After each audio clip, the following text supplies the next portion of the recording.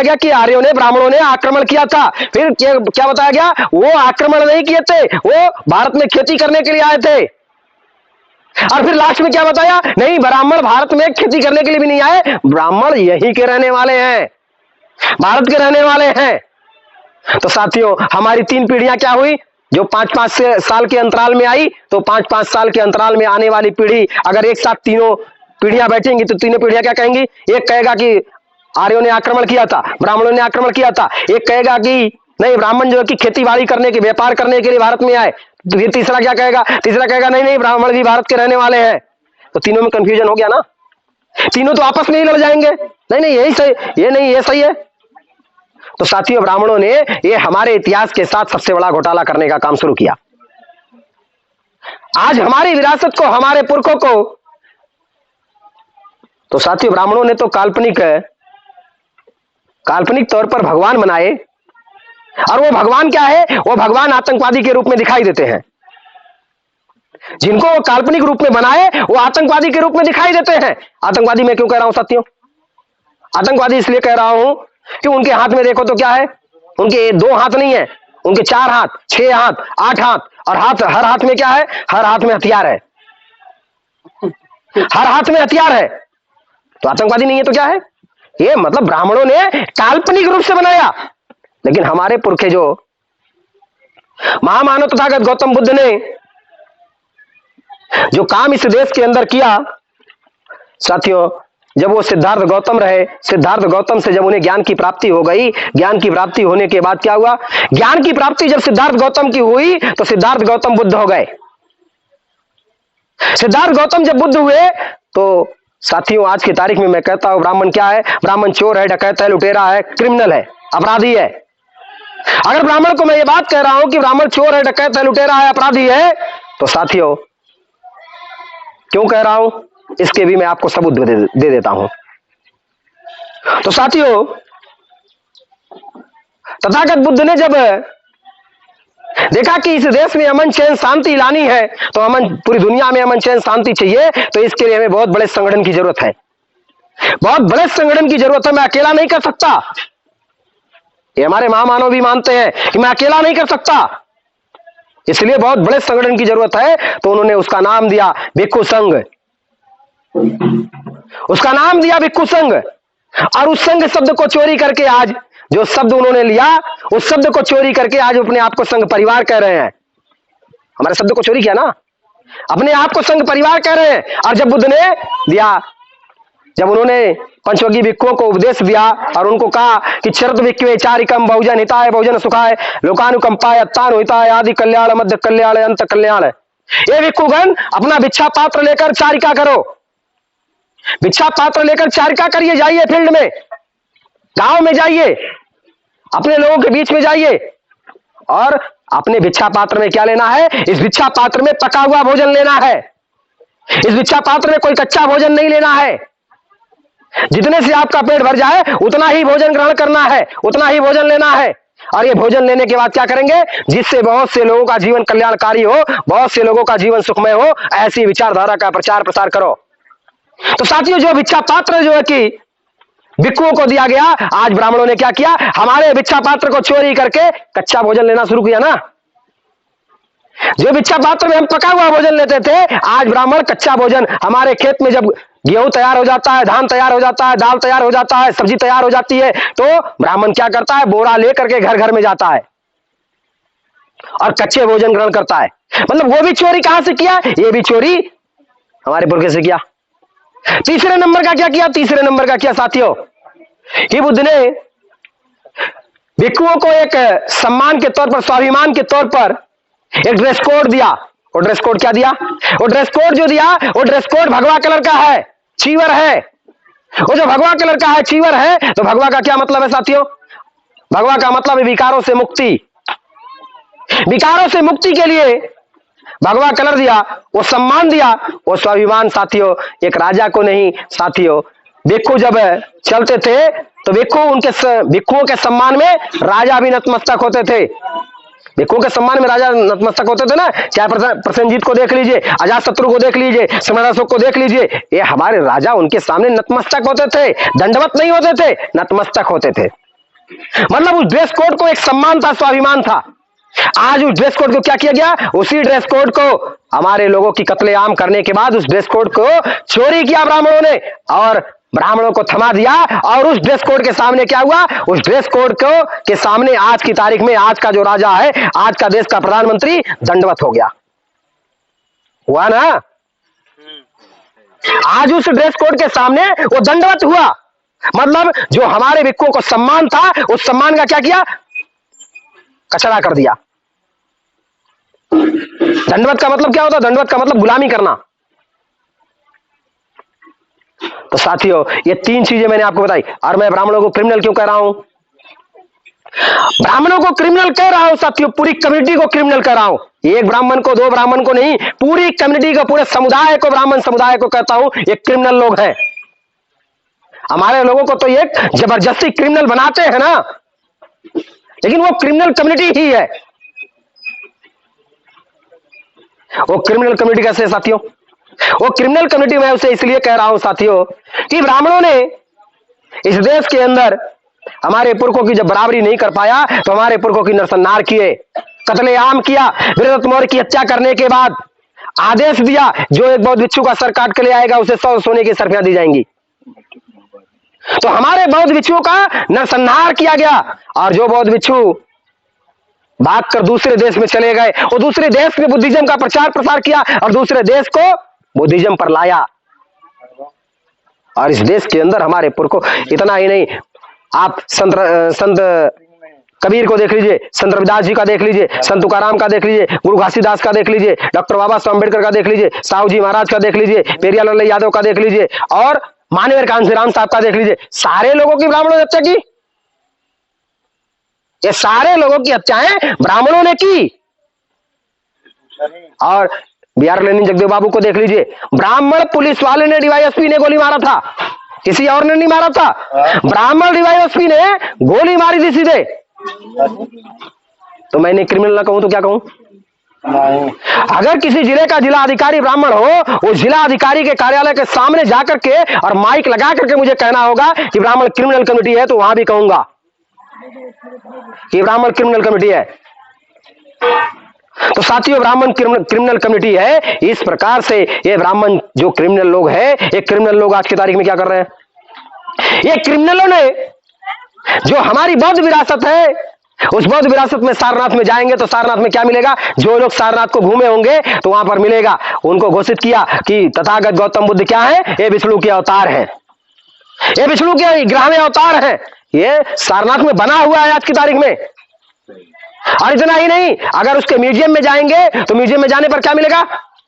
Museum में जाने पर मिलेगा अलग अलग देवी देवताओं की मूर्तियां ले जाकर रख दिया, ये खुदाई में मिला हुआ सारनाथ के, ऐसा पढ़ाते हैं। और इतना ही नहीं, सम्राट अशोक की लाट को क्या कहा? सम्राट अशोक की जो लाट बनी हुई है जिसमें 4 शेर हैं, उसके ऊपर चक्र है, तो उसको कहा यह शिवलिंग है, ये शिवलिंग है। ये म्यूजियम में रखा हुआ है, उसको लिखकर रखा हुआ है कि यह शिवलिंग है।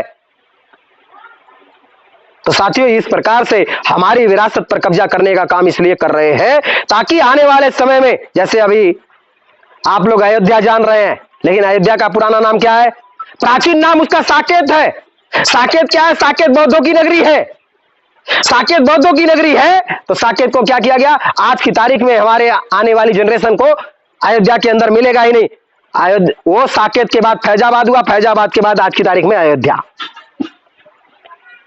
अयोध्या जिला घोषित कर दिया ना, इसका नाम अब फैजाबाद नहीं रहेगा, अयोध्या रहेगा। अब यहां घाघरा नदी नहीं बहेगी, यहां पर सरयू नदी बहेगी।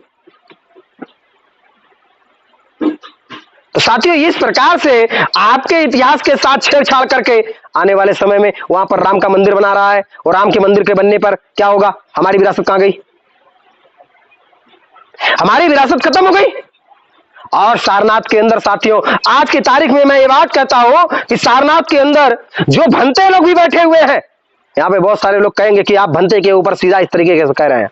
मैं भंते लोगों को कह रहा हूं कि वो आरएसएस की दलाली कर रहे हैं, और मैं तो उनके मुंह पर कहा था कि आरएसएस की दलाली कर रहे हैं, क्योंकि मैं रोज सारनाथ जाता था इस कार्यक्रम के लिए, 3 घंटा सुबह 3 घंटा शाम को, और जाकर उनके बीच में ही बैठता था।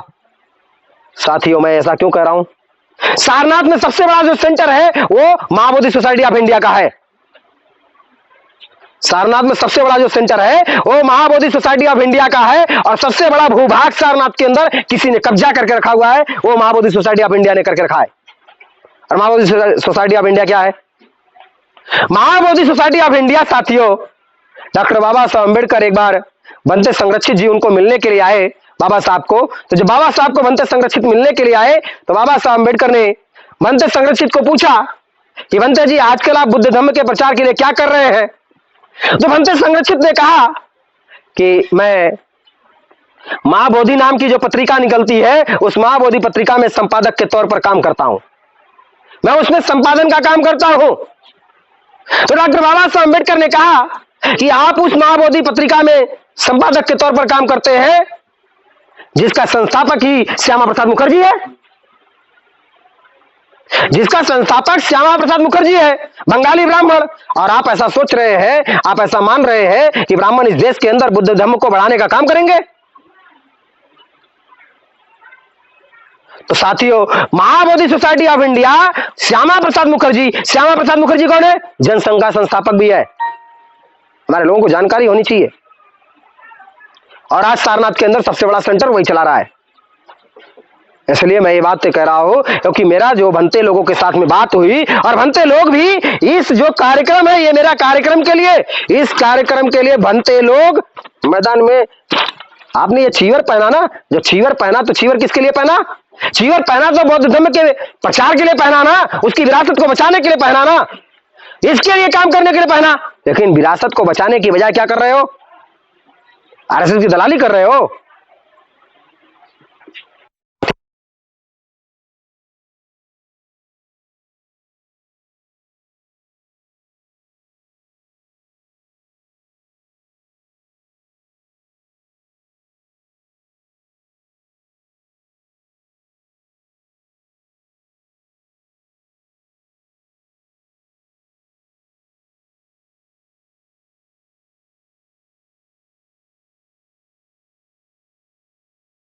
तो आप रहेंगे, विरासत नहीं होगी तो नहीं रहेंगे। और सार्वजनिक विरासत होगी तो आपकी व्यक्तिगत विरासत होगी। सार्वजनिक विरासत खत्म, जो आपकी सार्वजनिक विरासत को खत्म कर सकता है तो आपकी व्यक्तिगत विरासत को कितना मिनट उसको लगेगा? जो आपकी सार्वजनिक विरासत को खत्म कर सकता है वो आपके व्यक्तिगत विरासत को चुटकियों में खत्म कर देगा। इसलिए साथियों, ये व्यक्तिगत विरासत बचाने के लिए आपको लड़ाई में शामिल होना पड़ेगा। और इस लड़ाई में शामिल होने के लिए साथियों, जो हमारी व्यक्तिगत विरासत है, वो व्यक्तिगत विरासत पर कभी आंच आती है तो उसकी लड़ाई हमें व्यक्तिगत लड़नी पड़ती है, क्योंकि मेरी व्यक्तिगत विरासत है तो उसकी लड़ाई व्यक्तिगत तौर पर लड़नी पड़ती है। कोर्ट में मामला जाता है तो कोर्ट में जब उसकी तारीख पड़ती है तो वकील को फीस भी देनी पड़ती है, तो उसकी फीस व्यक्तिगत तौर पर देना पड़ता है, कोई पड़ोसी देने वाला नहीं है। कि मेरी विरासत का, मेरी व्यक्तिगत विरासत का अगर झगड़ा चल रहा है, कोर्ट के अंदर मामला है, तो उसकी फीस कोई और भरेगा, हमें ही भरना पड़ेगा। लेकिन जो सार्वजनिक विरासत है, उस सार्वजनिक विरासत का क्या है? किसी एक आदमी से नहीं होने वाला है। सार्वजनिक विरासत है तो सार्वजनिक रूप से लड़ाई लड़नी पड़ेगी, सभी की है ना। 85% मूल्यवासी बहुजन समाज की है ना। अब 85% मूल्यवासी बहुजन समाज की बात कर रहा हूं तो बहुत सारे लोग सोचेंगे इसमें तो आप मुसलमान की भी बात कर रहे होंगे। तब हमारे लोगों के आप लोगों के सवाल हो जाएंगे अभी, इसलिए मैं वो पहले ही बता देता हूं। हमारे लोग कहेंगे कि आप ऐसा कह रहे हैं, नहीं मतलब मुसलमानों की भी विरासत है क्या ये? हाँ, सारनाथ या भारत के अंदर जितनी भी बुद्धिस्ट विरासत है वो मुसलमानों की भी विरासत है। वो मुसलमानों की विरासत क्यों है? क्योंकि साथियों, बहुत सारे मुस्लिम स्कॉलर्स ने ये लिखा कि हमारे पुरखे क्या थे? ब्राह्मण ये कहते हैं कि पहले के ये हिंदू लोग हैं। मुसलमानों को यही बात ब्राह्मण कहते हैं ना कि पहले के ये हिंदू लोग हैं। पहले के ये हिंदू लोग नहीं है, पहले के ये कौन लोग हैं? पहले के ये बौद्ध लोग हैं। और पाकिस्तान में भी रिसर्च स्कॉलरों ने दिया है। आपके आजमगढ़ में तो खुद जो है कि सिवली में रखा हुआ है ये चीज, सिवली में एक किताब है कि मुसलमान क्या है? मुसलमान पहले के बुद्धिस्ट हैं। सिवली की बहुत पुरानी किताब है, और उसी किताब को लेकर के ही जो हिंदी अनुवाद किया गया है अरब से भारत तक, वो अरब से भारत तक उसी से लेकर के अनुवाद किया गया है, वो यही आजमगढ़ का है। हमारे लोगों को जानकारी नहीं है। तो साथियों, इस प्रकार से ये विरासत बचाने के लिए आप लोगों को अपने घर से निकलना होगा, अपने घर से पूरे परिवार के साथ निकलना होगा, ताकि इसके माध्यम से आप अपनी विरासत पर घूमने को जाएंगे, विरासत देखने का अवसर मिलेगा। बहुत सारे लोगों ने आज तक देखा ही नहीं होगा मेरी विरासत कैसी है। जब वो आप पहुंचेंगे तो देखेंगे कि आपकी विरासत कैसी है, आपकी विरासत कैसी बनी हुई थी। तो साथियों, ये विरासत देखने के लिए आप लोगों को इस कार्यक्रम में शामिल होना है, पूरे परिवार के साथ शामिल होइए। ये शामिल होने के लिए क्या करना होगा, आपको सार्वजनिक रूप से अपना सब कुछ लगाना पड़ेगा। ये बचाना है तो सार्वजनिक रूप से लगाना पड़ेगा। ये लगाने के लिए साथियों क्या करना होगा, अब आपको इसके बारे में कि आप लोग आएंगे कैसे, आप लोग निकलेंगे कैसे सारनाथ के लिए। तो सारनाथ के लिए निकलने के लिए आप लोगों को क्या करना होगा, इसके लिए आपको हैंडबिल दिया गया है, कूपन दिया गया है, और साथ ही साथ एक फॉर्मेट दिया गया है। वो फॉर्मेट में क्या लिखना है, वो फॉर्मेट में लिखा हुआ है, क्या लिखा है, उस फॉर्मेट में लिखा गया कि 9 जुलाई 2023 को विरासत बचाओ आंदोलन के अंतर्गत सारनाथ वाराणसी में होने वाले कार्यक्रम में शामिल होने वाले प्रतिभागी की सूची का फॉर्मेट, और उसमें फिर नीचे दिया गया क्रम संख्या दिया गया, नाम दिया गया, पता दिया गया, मोबाइल नंबर दिया गया, सहयोग राशि दिया गया। ये उस फॉर्मेट में दिया गया है। तो जो लोग जाने वाले लोग हैं, आप पूरे गांव में कार्यक्रम करने के बाद, आप जैसे इस गांव में कार्यक्रम हो गया, अब इस गांव में ही साथियों, इस गांव से ही पूरी एक बस जानी चाहिए, 50 लोग इसी गांव से जाने चाहिए। और वो जो 50 लोग जाएंगे, उन्हीं 50 लोगों को क्या करना होगा, उन्हीं लोगों को अपने इस कार्यक्रम में जाने के लिए अपना पैसा लगाना होगा। अब इसके लिए 100-200 रुपए खर्चा आएगा। तो 100-200 रुपए खर्चा आपका एक आदमी का आएगा, तो आप अपना पैसा लगाइए।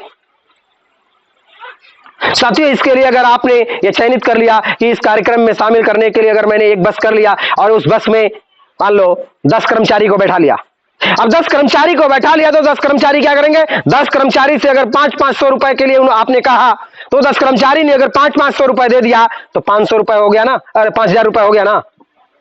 और अगर 40 नॉन एम्प्लॉयज लोग बैठते हैं, 40 मतलब जो बेरोजगार लोग हैं, मतलब वो नौकरी वाले नहीं है। बेरोजगार का मतलब क्या है कि वो अपना काम धंधा करते हैं, मजदूरी करते हैं, खेती बाड़ी करते हैं, किसानी करते हैं, या कुछ और ऐसा काम करते हैं। तो उनके पास 100 रुपए अगर आपने लिया, वो 4000 रुपए दे देते हैं, मतलब 9000 रुपए हो गया। और 10,000 से ज्यादा की बस नहीं होनी चाहिए। यहां से 10,000 रुपए की लगभग बस होगी, तो आपको इस प्रकार से कार्यक्रम में निकालने के लिए पूरा का पूरा 10,000 रुपए हो जाएगा, और लोगों को आप इस कार्यक्रम में लेकर चले जाएंगे। और कार्यक्रम में जो जाएगा, कार्यक्रम में से आने के बाद क्या लगेगा, जो बातें इन्होंने, धर्मेंद्र ने उस दिन मुझे समझाई थी, जो बातें विरासत के संदर्भ में उन्होंने समझाई, वो मैंने आज अपनी विरासत को देख लिया।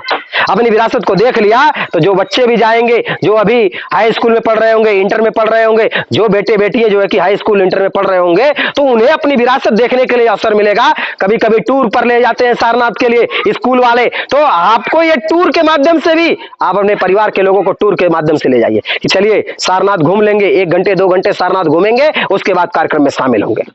तो साथियों, इस प्रकार से आप लोगों को ये 9 जुलाई के कार्यक्रम में शामिल होना है। तो इस प्रकार से आप लोग अपनी विरासत को बचाने के लिए इस लड़ाई में साथ सहयोग करेंगे। और साथियों, आप लोगों को ये मांगने में किसी प्रकार का कोई शर्म नहीं आना चाहिए।